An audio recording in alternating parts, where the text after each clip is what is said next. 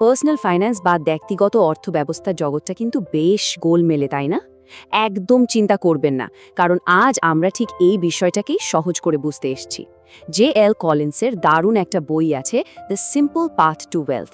সেটার উপর ভিত্তি করেই আমরা দেখব কিভাবে খুব সহজে সম্পদ তৈরি করা যায়। তো আর দেরি কেন, চলুন শুরু করা যাক। আচ্ছা, কখনো কি মনে হয়েছে যে কিছু মানুষ দিন রাত খেটেও গরিব থেকে যায়, আবার কেউ কেউ সাধারণ চাকরি করেই বিশাল সম্পদ বানিয়ে ফেলে?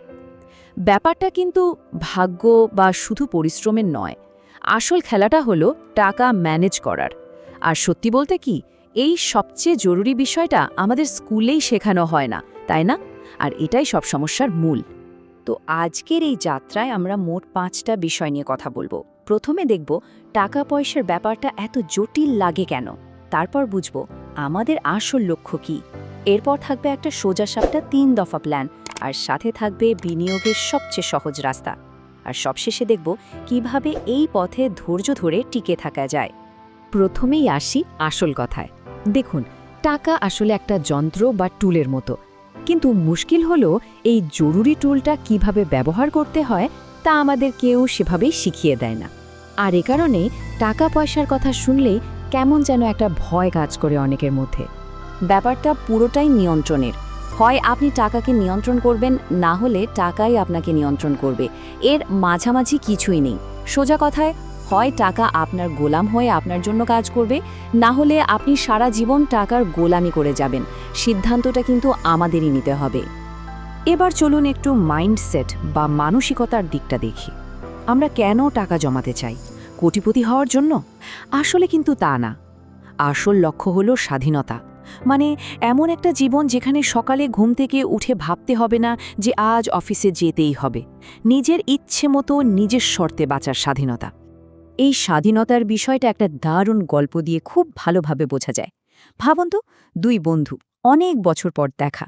একজন রাজার ধনী মন্ত্রী আর অন্যজন এক সাধারণ সন্ন্যাসী। সন্ন্যাসী মন্ত্রীকে বলেছিলেন, যদি তুমি শুধু ডাল ভাত খেয়ে বাঁচতে পারতে, তাহলে তোমাকে আর রাজার গোলামি করতে হতো না। কি অসাধারণ একটা কথা, তাই না? চলুন দেখি এই গল্পের ভেতরে আমাদের জন্য কি অপেক্ষা করছে। গল্পটা খুব সহজ।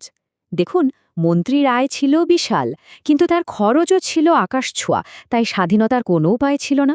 অন্যদিকে সন্ন্যাসীর তেমন কিছুই ছিল না, কিন্তু তার খরচ ছিল একদম নিয়ন্ত্রণে, তাই তিনি ছিলেন পুরোপুরি স্বাধীন। তার মানে সবচেয়ে বড় শিক্ষাটা কি? আর্থিক স্বাধীনতা কিন্তু আয়ের ওপর ততটা নির্ভর করে না যতটা খরচের ওপর করে। এটাই আসল কথা। তাহলে রাস্তাটা কি? J.L. কলিন্স বলছেন, পথটা আসলে খুবই সোজা, কিন্তু সোজা হলেও সহজ নয়। মানে বুঝতে সোজা, কিন্তু বাস্তবে মেনে চলাটা বেশ কঠিন। আর ঠিক এই কারণেই তো বেশিরভাগ মানুষ টাকার সমস্যায় জর্জরিত। এই যে সেই 3টে নিয়ম, যা আর্থিক স্বাধীনতার একেবারে মূল ভিত্তি। 1. যা আয় করেন তার চেয়ে কম খরচ করুন, এটাই তো সঞ্চয়ের শুরু। 2. যে টাকাটা বাঁচল সেটাকে কাজে লাগান, মানে বিনিয়োগ করুন, যাতে আপনার টাকা আপনার হয়ে আরও টাকা কামাতে পারে। আর 3 নম্বর, আর এটা খুব জরুরি, সব রকম ঋণ থেকে দূরে থাকুন। ঋণ মানেই বিপদ। ঋণকে জোকের সাথে তুলনা করা হয়েছে, আর এর চেয়ে ভালো উপমা আর হয় না। ঋণ কিন্তু সত্যি সত্যিই আপনার ভবিষ্যতের সম্পদ আর আর্থিক শক্তিকে শুষে নেয়। আমাদের চারপাশে ক্রেডিট কার্ড, ইএমআইকে খুব স্বাভাবিক দেখানো হয়, কিন্তু বিশ্বাস করুন, সম্পদ তৈরির রাস্তায় এর চেয়ে বড় শত্রু আর একটাও নেই। তো ঋণ এড়িয়ে টাকা তো বাঁচানো হলো, এবার সেই টাকাটা খাটাবো কোথায়? মানে বিনিয়োগ। আর এখানেও আমাদের মূলমন্ত্র হলো সবকিছু সিম্পল রাখা। কোনো জটিল অঙ্ক বা দামি অ্যাডভাইজারের চক্করে পড়ার দরকারই নেই। কিন্তু বিনিয়োগের কথা শুনলেই তো আমাদের ভয় লাগে, তাই না? এর কারণটা কি? কারণটা হলো এই পুরো ইন্ডাস্ট্রিটাই ইচ্ছে করে বিষয়টাকে জটিল করে রাখে। কঠিন কঠিন শব্দ, হাবিজাবি চার্ট দেখিয়ে আপনাকে এমন ভয় পাইয়ে দেবে যে আপনি ভাববেন, বাবারে, এ তো আমার কাজ নয়। আর যেই আপনি ভয় পেলেন, অমনি তাদের ব্যবসা জমে গেল। সোজা কথায় এটা একটা বিজনেস মডেল। তাহলে উপায়টা কি? দেখুন, একটা উপায় হলো নিজে নিজে ভালো কোম্পানি খুঁজে, মানে স্টক পিকিং করে বড়লোক হওয়ার চেষ্টা করা, যেটা খুবই রিস্কি আর প্রায় অসম্ভব একটা কাজ। আর দ্বিতীয়, মানে স্মার্ট উপায়টা হলো ইন্ডেক্স ফান্ডে বিনিয়োগ করা।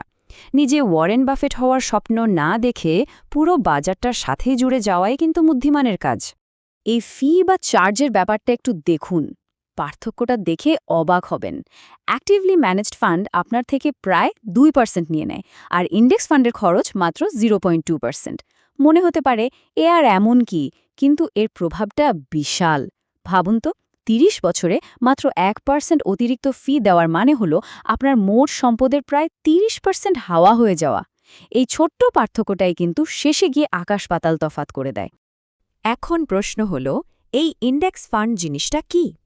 খুব সহজ করে বললে এটা হলো একটা ঝুড়ি, যে ঝুড়িতে বাজারের সেরা কোম্পানিগুলো শেয়ার একটু একটু করে রাখা আছে, যেমন ভারতের নিফটি 50 বা আমেরিকার S&P 500।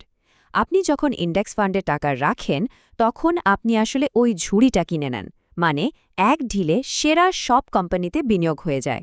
কোনো কোম্পানি খারাপ করলে সেটা ঝুড়ি থেকে নিজে থেকেই বাদ পড়ে যায়, আর নতুন ভালো কোম্পানি ঢুকে পড়ে, মানে আপনার টেনশন প্রায় শূন্য। অনেকের মনে হতে পারে শেয়ার বাজার তো খুব ঝুঁকিপূর্ণ, কখন না জানি সব টাকা ডুবে যায়। ইতিহাস দেখুন, প্রথম বিশ্বযুদ্ধ, মহামন্দা, তেলের সংকট, ডটকম ক্র্যাশ, এমনকি এই সেদিনকার মহামারী, এত কিছুর পরেও বাজারের লম্বা পথের গ্রাফটা কিন্তু সবসময় ওপরের দিকেই গেছে। শর্ট টার্মে ওঠানামা থাকবে, কিন্তু লম্বা দৌড়ে বাজার সবসময় জিতেছে। তো আমরা নিয়ম কানুন শিখলাম, কোথায় বিনিয়োগ করতে হবে সেটাও জানলাম, কিন্তু আসল যুদ্ধটা এখনও বাকি। আর সেই যুদ্ধটা হলো নিজের মনের সাথে। দীর্ঘমেয়াদী সাফল্যের জন্য মানসিক নিয়ন্ত্রণটাই কিন্তু শেষ কথা। এই বিয়ারের উপমাটা কিন্তু দারুণ। ভাবুন, গ্লাসে যে আসল বিয়ারটা আছে সেটাই হলো কোম্পানির আসল ভ্যালু বা ব্যবসা, আর তার ওপরে যে ফেনা জমে সেটা কি? ওটা হলো টিভি চ্যানেলের ব্রেকিং নিউজ, বাজারের গুজব, মানুষের ভয় আর লোভ। ফেনাটা কিন্তু মিলিয়ে যায়, আসল জিনিসটা হলো বিয়ার। তাই সফল বিনিয়োগকারী হতে হলে ওই ফেনার দিকে না তাকিয়ে বিয়ারের দিকেই মনোযোগ দিতে হয়। আমাদের বিনিয়োগের কৌশলটাও কিন্তু জীবনের এক এক পর্যায়ে এক এক রকম হবে। যখন বয়স কম, সবে ক্যারিয়ার শুরু, তখন আমাদের লক্ষ্য হলো যত তাড়াতাড়ি সম্ভব সম্পদ বাড়ানো। একে বলে ওয়েলথ অ্যাকিউমুলেশন ফেজ। এই সময় প্রায় পুরোটাই স্টক বা ইন্ডেক্স ফান্ডে রাখা যেতে পারে। কিন্তু বয়স বাড়ার সাথে সাথে, বিশেষ করে অবসরের কাছাকাছি সময়ে, আমাদের লক্ষ্য বদলে যায়। তখন লক্ষ্য হয় যা জমিয়েছি সেটাকে রক্ষা করা। একে বলে ওয়েলথ প্রিজার্ভেশন ফেজ। তখন কিছুটা টাকা স্টক থেকে বের করে বন্ডের মতো নিরাপদ জায়গায় আর কিছুটা ক্যাশ হিসেবে রাখতে হয়, যাতে পোর্টফোলিওতে একটা ভারসাম্য থাকে। তাহলে পুরো আলোচনার সারমর্ম কি দাঁড়ালো? প্রথমত, টাকার আসল লক্ষ্য হল স্বাধীনতা। দ্বিতীয়ত, ওই 3টে নিয়ম মেনে চলতে হবে: কম খরচ, বাকিটা বিনিয়োগ, আর ঋণকে না বলা। তৃতীয়ত, সাধারণ মানুষের জন্য ইন্ডেক্স ফান্ডই হল সম্পদ তৈরির সেরা উপায়। আর সবশেষে, বাজারের হইচই থেকে কান বন্ধ করে লম্বা সময়ের জন্য টিকে থাকতে হবে। পথটা সত্যি খুব সহজ, কিন্তু দরকার শুধু একটু ধৈর্য আর নিয়মানুবর্তিতা।